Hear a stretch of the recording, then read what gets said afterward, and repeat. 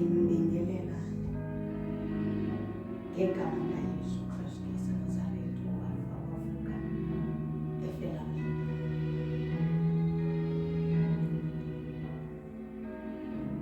Nansi-ke indaba ukuhlala kunye. Nansi-ke indaba esohlulayo singamakholwa. Nayike indaba eyahlula i-fivefold ministry. Nansi indaba eyohlula the believers of God.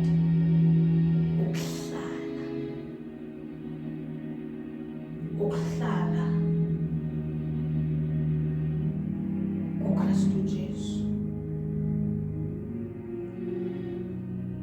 Siyohluleka ukuhlala ngoba every time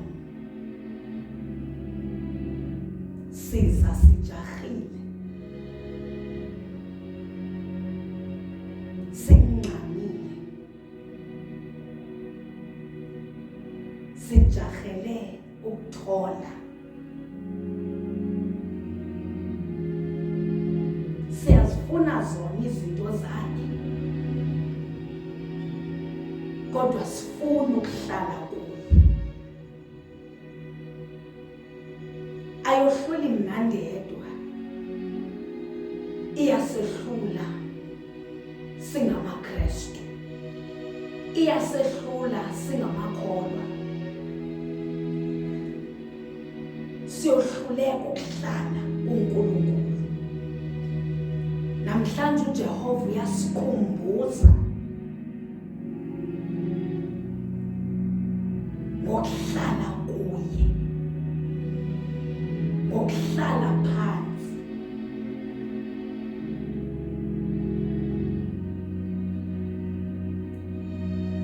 ngokuthobeka.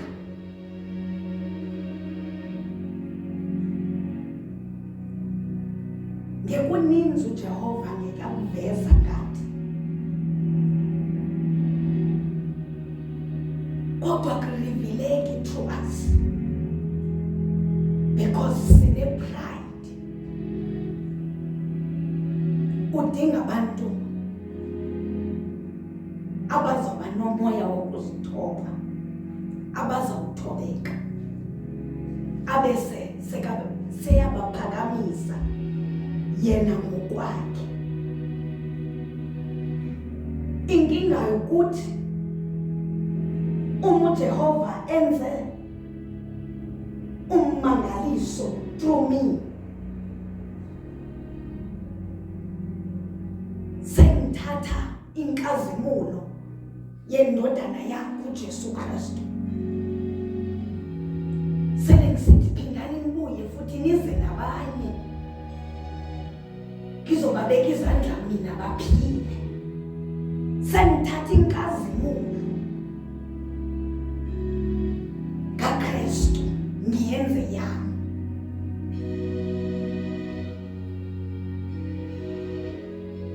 Sengithatha uKristu ngimenza mina.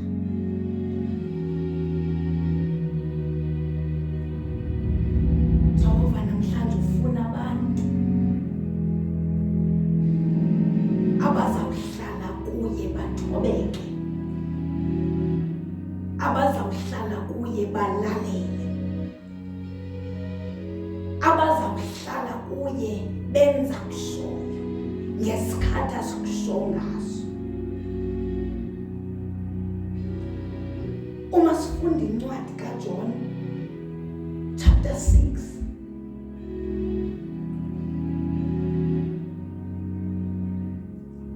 uverse 3 uthi uJesu wenyukele entabeni wahlala phansi khona nabafundi bakhe.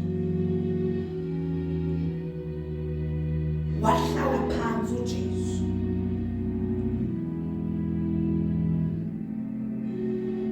Wahlala phansi. Yilokhu thina singakufuni sisoloko sijahile. konke sikujahela. Ungena sikhathi bani umkhuleko? Nomkhuleko uphuma sikhathi bani? Uqeda sikhathi bani ushumayela umfundisi? Liphuma nini elisonto? Zonke izinto sizenza sijahile. Namhlanje uNkulunkulu uthi masihlale phansi naye. Ngoba uma uhleli nomuntu kulula ukuthi omnyazichaza ukuthi ngingubani kabani. Kulula futhi nokuthi uzichaza ukuthi nginenkinga ngoba nihleli phansi nibhekene. Futhi uma nihleli phansi kulula ukuthi angizwe uma ngizikhipha ngimtshela ngami. Kulula ukuthi ngimuzwe uma engitshela ngaye ngoba sihleli phansi silalelene. Kulula ukulalela uma sihleli phansi. uNkulunkulu udinga the believers ezofuna ukuhlala phansi, ezofuna ukulalela, ezingajahanga ngoba isikhathi sesikaNkulunkulu. Konke kokukaNkulunkulu futhi ukwenza ngesikhathi sakhe. Wenyuka intaba uJesu nabafundi bakhe wahlala phansi.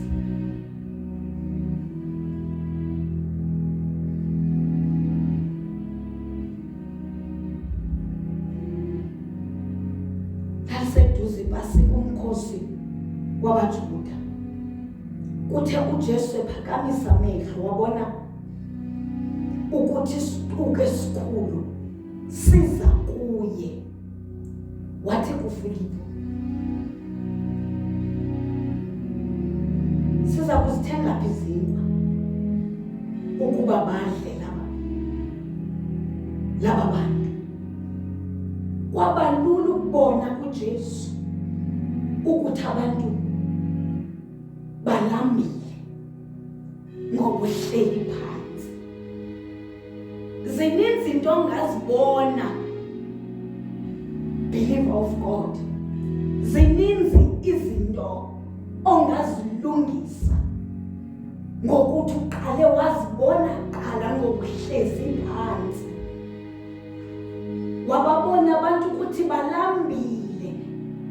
Wabe seyabuza uFilipu ukuthi singathatha ukudla ongadlisa laba bantu. Lithi iBhayibheli 5,000 yayingobaba nabafana bodwa. Bengekakhawuntwa abomama nentombi nogogo. Wababona uJesu ngoba wehlezi phansi.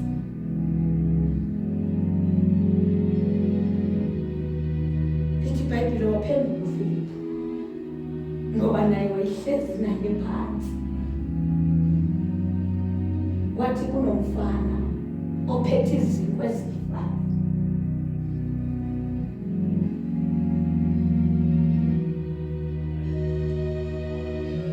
Kunomfana ophethe izinkwa eziyi-5 ophethe nefishi ezimbili.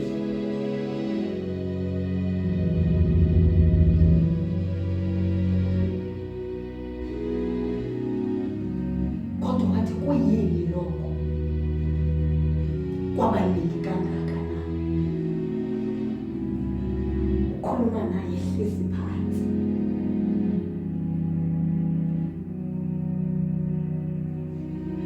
uJesu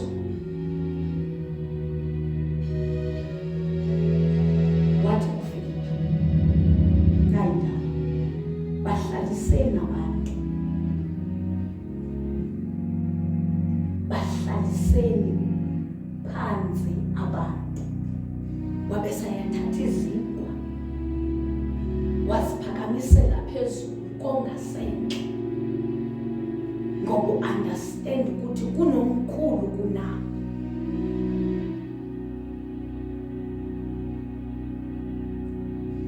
Wa understand ukuthi kunomkhulu kunami.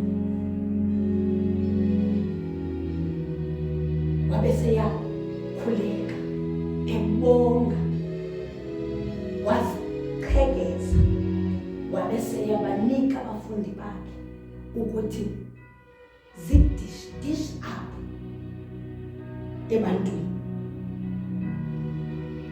Wabese isenza njalo nakula mafishi mabili. Konke lokhu kwenzeka kubantu abahleli phansi. Lithi iBhayibheli lezi zingwa zonela wonke umuntu owayekhona. Kwashiyeka namabhaskethi amaqhekeza sele ngoba abantu babehleli phansi babengaphushani babengatyhalani. Kwangekhothi uyasijampa thina kudala simile. Bonke babehleli phansi with humbleness belindele kubafundi bakaJesu ukuthi badishaphe. Babengakhalazi ukuthi kudala simile. That is why kubalekile ukuthi uhlale phansi kuKristu Jesu, so that uzo understand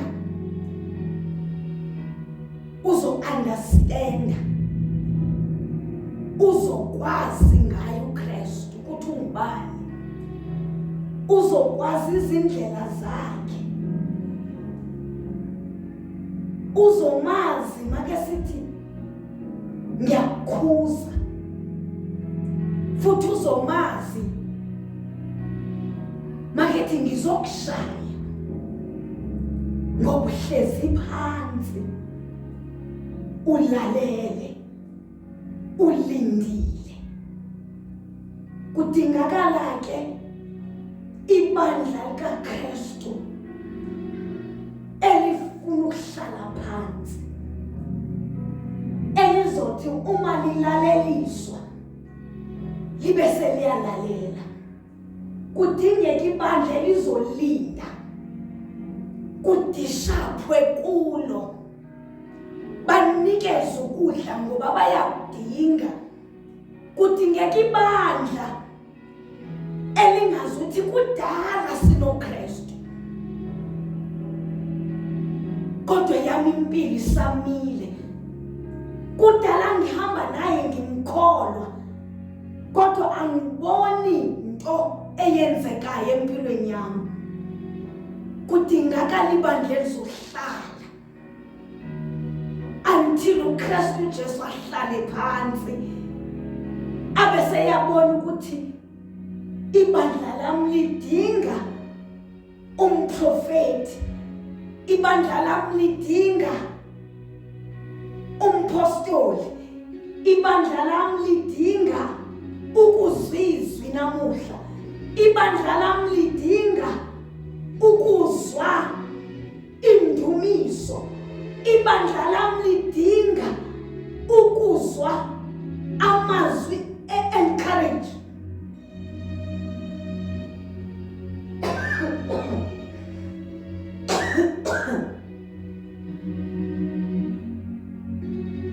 Bahlalise phansi, babahlalisa phansi. Dinga abantu ke abazothi xa behlaliswa phansi bangathi ni right mina ndimile, balalele ukuthi thina uNkulunkulu namuhla. Kudingeka abantu abangazo-adyuwa nomlomo kaKristu. Uma liphumile izwi liphumile, kudingeka abantu abazalalela babe sebeyazithoba, balindele uKristu akhulume, balindele uKristu adishaphe.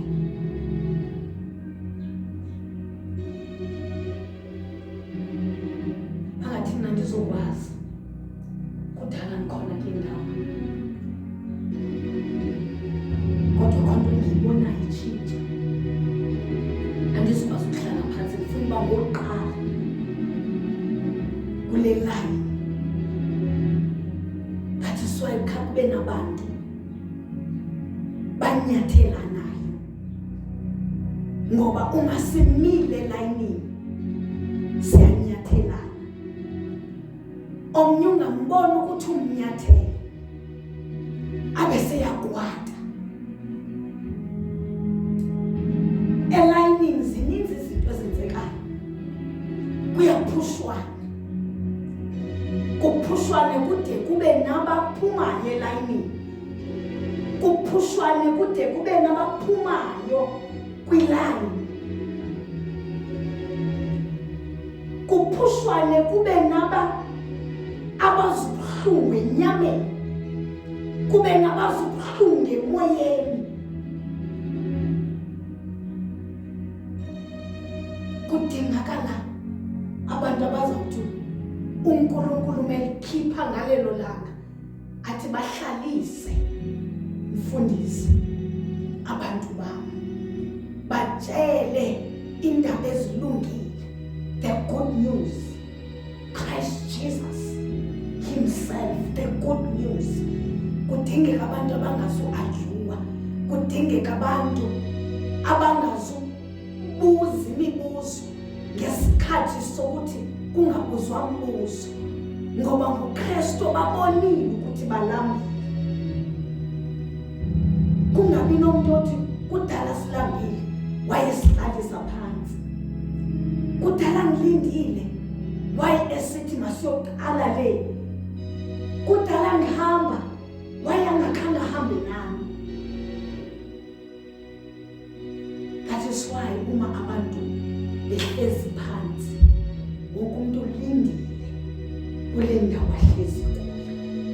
Namhlanje ke ndithi hlala kule ndawo uNkulunkulu akuhlalisa kuyo, umlinda ndishaphe kuwe. Kuyeza nokwakho, siyeza nesakhe isabelo, iyeza nesakhe isibusiso, kodwa sizuzumile. Silinde wena uhlale phansi, so that uNkulunkulu azobona ukuthi manje ibandla nami selihleli phansi, abantwana bami sebehlezi phansi.